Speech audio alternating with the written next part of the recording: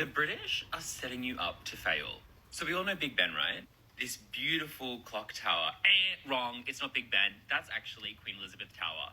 Big Ben is actually one of the bells inside the tower. We all know London Bridge, right? Wrong, this is actually Tower Bridge. London Bridge is the bridge that's over the... I love this because although everybody thinks Tower Bridge is the most good-looking bridge, London Bridge is the most exciting bridge.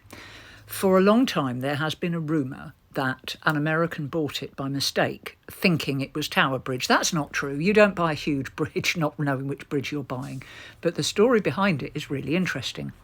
London Bridge has had various iterations going all the way back, at least to the medieval. The song London Bridge is Falling Down is actually based on a previous version of the bridge, which had all sorts on it, houses, shops, you name it. It was huge and it was falling down.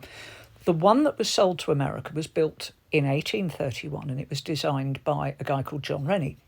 And after the Second World War, they discovered that it was slowly sinking into the mud. It was indeed falling down. Not the one the song was about, another one.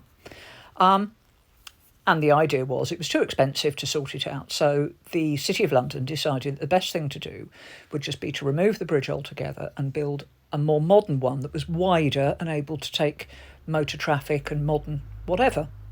But there was a particular councillor, I've had to write some of this down so I get the names right, a guy called Ivor Luckin. And he thought that maybe he could sell it. So he took all the details of it and he trotted over to America because, you know, it was 1968, lots of money over in America. He went trotting and he found a buyer. The buyer was a chap called Robert McCulloch, and he was setting up a community in Arizona and he was having trouble getting people to go to it. And he figured if he bought this huge, imposing bridge, they were even going to build a lake so the bridge could go over something. So he bought this bridge. He never thought it was Tower Bridge. He always knew exactly what he was buying.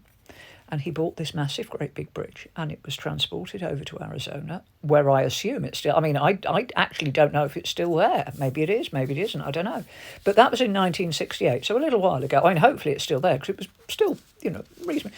But also, it was the world's largest antique, and he'd just bought the world's largest antique, but he didn't think it was Tower Bridge. He thought it was London Bridge. And like I said, London Bridge is a much more exciting bridge than Tower Bridge. All Tower Bridge does is go up and down. London Bridge, there's been lots of them.